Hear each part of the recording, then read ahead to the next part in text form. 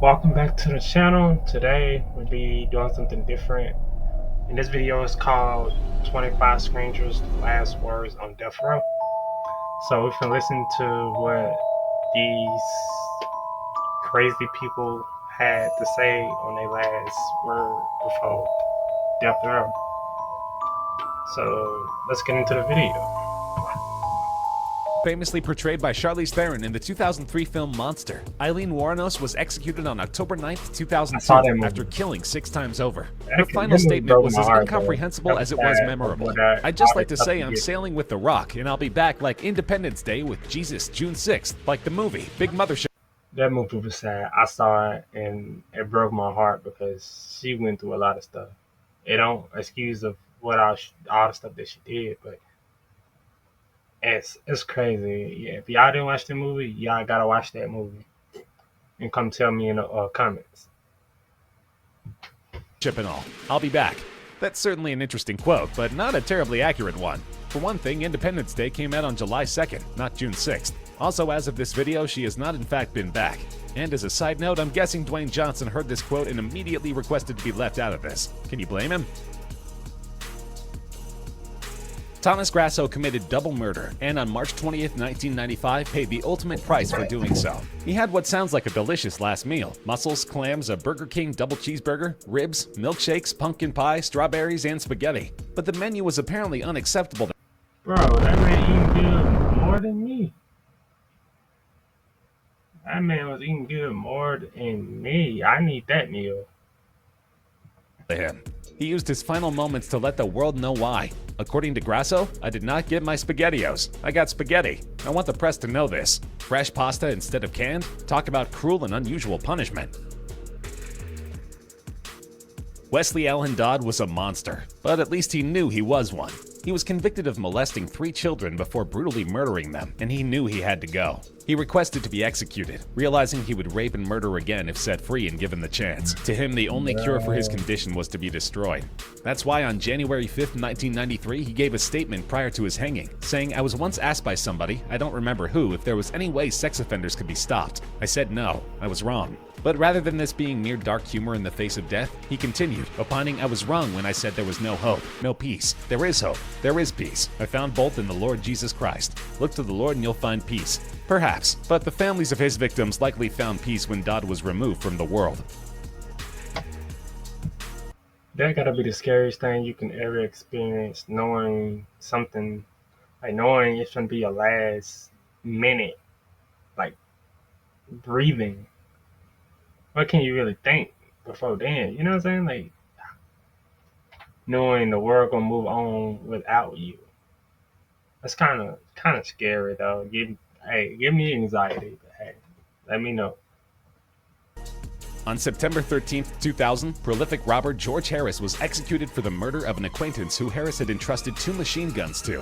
When Harris came back later for the guns, his acquaintance claimed he didn't know where they were. So Harris shot him, proving that his acquaintance was right to keep those machine guns away from him. He clearly wasn't repentant for the killing. When given the chance to speak one last time, he said, "Somebody needs to kill my trial attorney." And that's why the courts decided he had to go.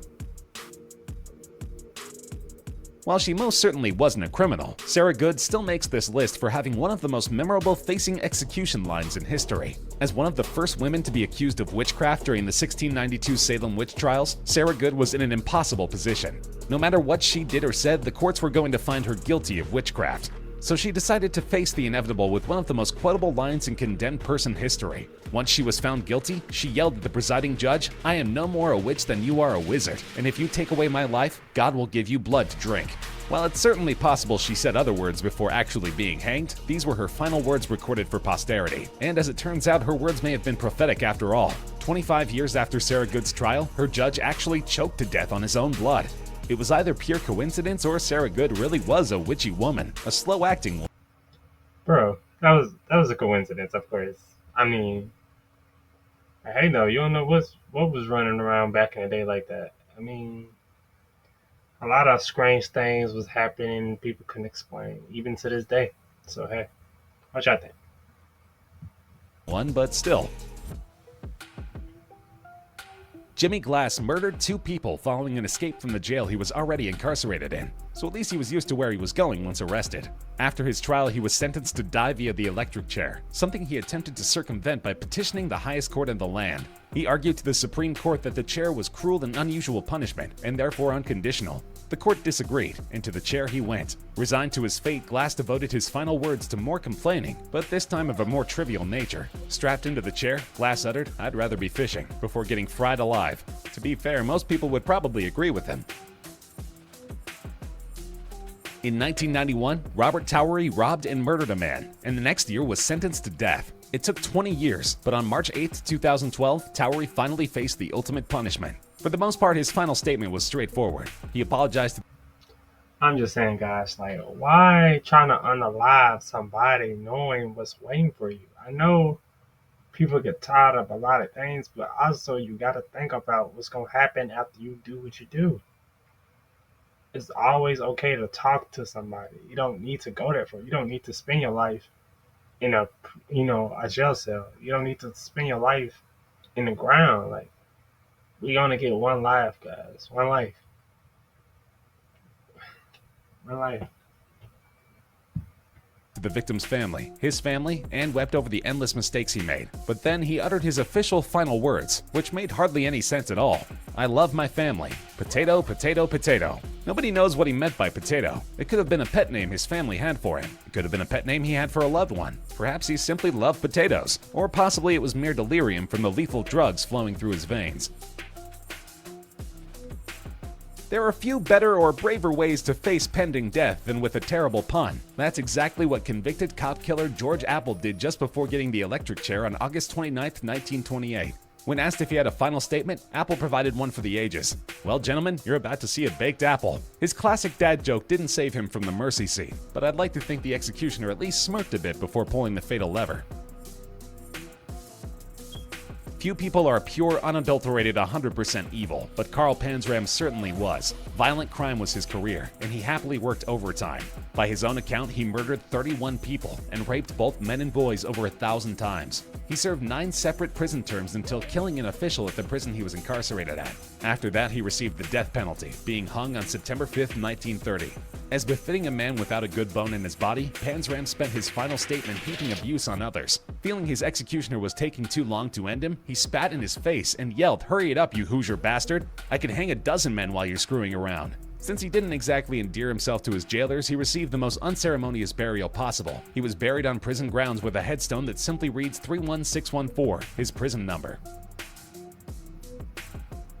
Peter Kürten was essentially Dracula. Known as the Vampire of Dusseldorf, Kürten was found guilty of 9 murders and 31 attempted murders, though he likely committed far more.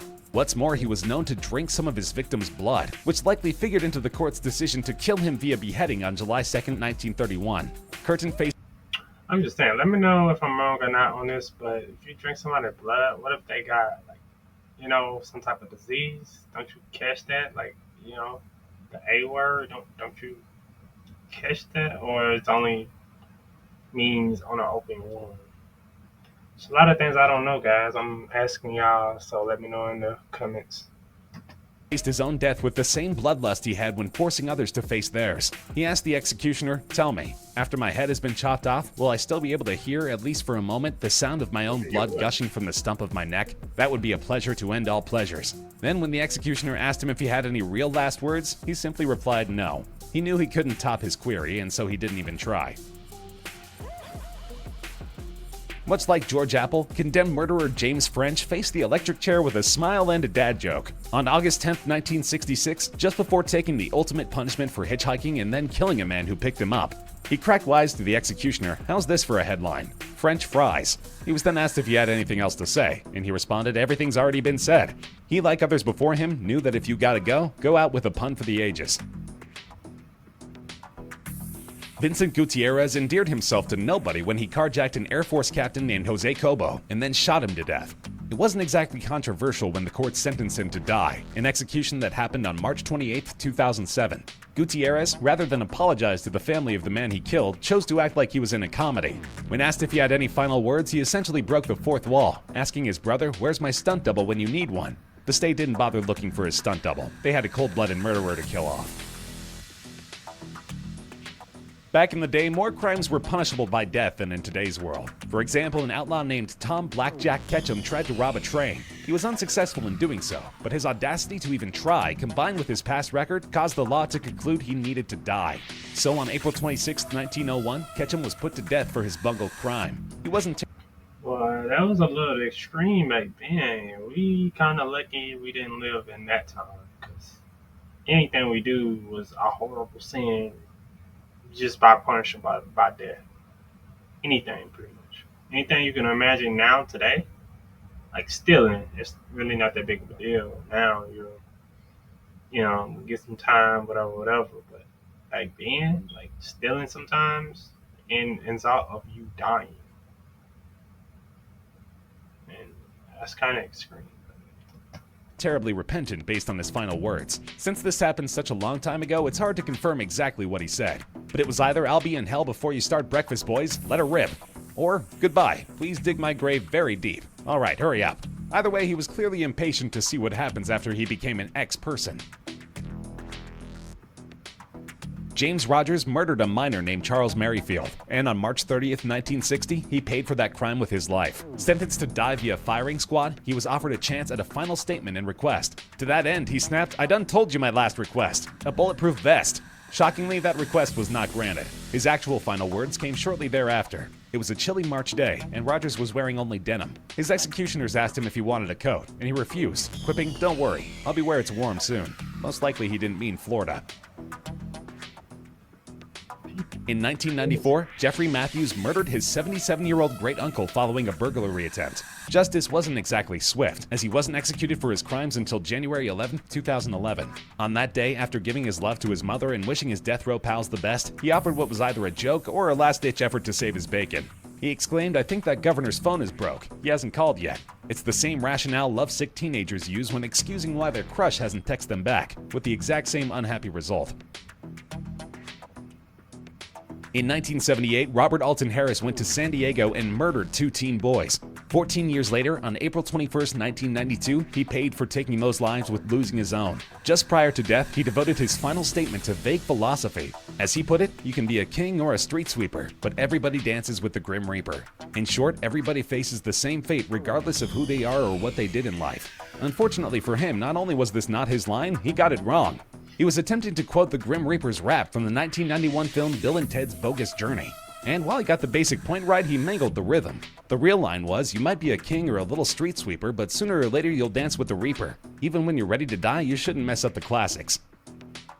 That's kind of crazy. That's Like with Tom Ketchum earlier, Erskine Childers was executed for a crime that he most certainly wouldn't be killed over today. The Irish nationalist and gun smuggler was caught illegally possessing a firearm, and the government, who clearly didn't like him anyway, used that as an excuse to murder him. So on November 24, 1922, Childers faced a firing squad and lost his life. He was nothing if not helpful in his final moments, directing the squad to "Take a step or two forward, lads. It'll be easier that way." Whether they heeded his advice or not, the firing squad clearly did their jobs that day.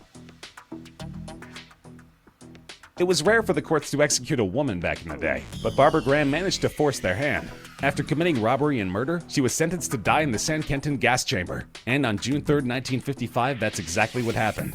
She maintained her innocence to the end. Her final words were heavy, to say the least. Good people are always so sure they're right. Hollywood clearly agreed, as Graham's story was later dramatized in the 1958 film I Want to Live, which made a pretty clear, if debatable, argument that Graham was innocent. In 1999, Jeffrey Williams murdered a police officer, an act that wasn't going to win him many fans anywhere, much less within Texas law enforcement. Sure enough, he was convicted and sentenced to die, a sentence carried. I'm just saying, when y'all do something horrible like that, y'all know what's waiting on y'all in jail.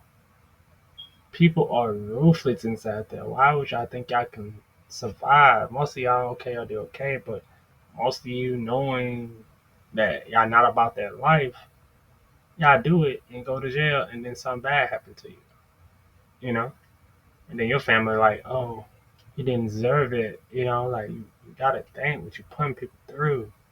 You gotta think when you put yourself through, because when you get inside that cell, bro, they is not gonna care what happened to you. I can promise you that. Definitely, if you get a life sentence, what you gonna do what you gonna do? What you gonna do in life in there? What you gonna do? carried out on May 15, 2013. Rather than apologize for his crimes or insist on his innocence, Williams spent his final statement ranting. "You clown police," he said. "You gonna stop with all that killing all these kids? You gonna stop killing innocent kids, murdering young kids? When I kill one or pop one, y'all wanna kill me. God has a plan for everything, you hear? I love everyone that loves me. I ain't got no love for anyone that don't love me." In other words, he felt that while he may have murdered, the focus should be on police officers who kill, not him. Clearly the prison didn't agree, as they executed him anyway. Any murder is terrible, but James Lewis Jackson's choice of victims was particularly heinous, as was the way he chose to murder them. Not only did he strangle his wife to death, but his 2 young stepdaughters. For these crimes, he was executed on February 7, 2007. His final words were a mouthful. He started out by commanding the warden to murder me. Yes, not execute him, but murder him. Then he compared the area that convicted him, Harris County, to Sodom and Gomorrah, the cities destroyed by God in the Bible because their citizens wouldn't stop sinning. Finally, he ended his speech with, "I'm ready to roll. Time to get this party started." The warden did just that. George Engel is one of the most notorious anarchists of his time, and perhaps of all time. He and several of his cohorts set off a bomb in Chicago's Haymarket Square that killed 7 people. For that crime, he and his partners were sentenced to hang. On November 11, 1887, Engel and company were led to the gallows. Offered one final chance to speak, Engel simply shouted, "Hurrah for anarchy!" Clearly, he had no desire to apologize for what he did, but at least he got his final statement out. His partner Albert Parsons attempted to speak, but only got so far as, "Will I be allowed to speak, O men of America? Let me speak, Sheriff Matson. Let the voice of the people be heard." Oh, before the executioner got the signal to open the hatch and send the condemned to their doom. Patrick Brian Knight kidnapped a couple and locked them in his basement. Later, he took them to an isolated area and shot them to death. He most certainly did not get away with this, as he was arrested, tried, convicted, and then sentenced to die. His death date came on June 26, 2007. Apparently, he promised a joke or two in his final statement, because he delivered just that. Kind of. In that order, all that in that order. Just like they just said they put a dude to death in 2007. As soon as he got put to death, he doing what he doing and got tried for what he was doing. That's crazy. Not all of us are innocent, but those victims of his are. I said I was going to tell a joke. Death has set me free. That's the biggest joke. I deserve this. His follow-up joke showed that while he may have known he was guilty, he wasn't planning on going out weeping. The other joke is that I am not Patrick Brian Knight, and y'all can stop this execution now. Go ahead, I'm finished. Considering the warden didn't even begin to consider stopping the execution, he probably didn't believe a word Knight said. Andrei Chikatilo was an especially brutal serial killer out of Soviet Russia. Once caught, he confessed to the murders of over 50 people, virtually all women and children, between 1978 and 1990. Finally, on February 14, 1994, Russia executed him with a single gunshot to the head. Say what you will about Soviet Russia, but they were certainly efficient. Chikatilo responded to his Valentine's Day execution with final words straight out of a comedy. First, he pleaded, "Don't blow my brains out." But then came the twist. Rather than not wanting to die, he explained he needed his brains intact because the Japanese want to buy them. Sadly, for whatever Japanese buyer was interested in serial killer brains, the executioner did in fact blow them out. Yeah. Gary Burris robbed and murdered a taxi driver in Indianapolis in 1980. He got death for this crime, and his time was up on November 20th, 1997. Offered the usual chance at a final statement, he chose to reference pop culture and quote a memorable line from Star Trek. But unlike Robert Alton Harris from earlier, Burris at least nailed his quote of choice. Beam me up. While that's certainly a memorable final thing to say, probably not very many Trekkies fondly recall it or him at the conventions. In 1751, Mary Blandy poisoned her father because he disapproved of the man she was engaged to marry. Blandy claimed that she thought the poison wasn't poison, but rather a magical potion that would help change her father's mind, but clearly the courts didn't buy that. Instead, they decided she had to die, and so she was hung the very next year. Despite being a murderer, Mary Blandy insisted on remaining a lady until the very end. Her final words to those about to hang her were, "For the sake of decency, gentlemen, do not hang me high." Her concern wasn't so much that she was about to lose her life after taking that of her own father's, but rather that after her death, men might be able to look up her dress. I knew you were gonna say that. I knew it. I knew they was gonna say that. She didn't want to be hanged too high because people could look at her dress, but you got, curves like that. Y'all gotta watch out. Anyways, all that was crazy, guys. Let me know what y'all think in the comments. Any of the 25 was y'all favorite of what they was talking about. The more I thought that was crazy was number 5. It's kind of crazy. But hey, all that really kind of blew my mind, to be honest. But let me know what y'all think in the comments. Please like this video, share it with your friends, and the most important thing, please subscribe to my channel. And let me know what y'all want me to do next, react next in my comments, and I'll make it happen. Thank you for watching. Peace.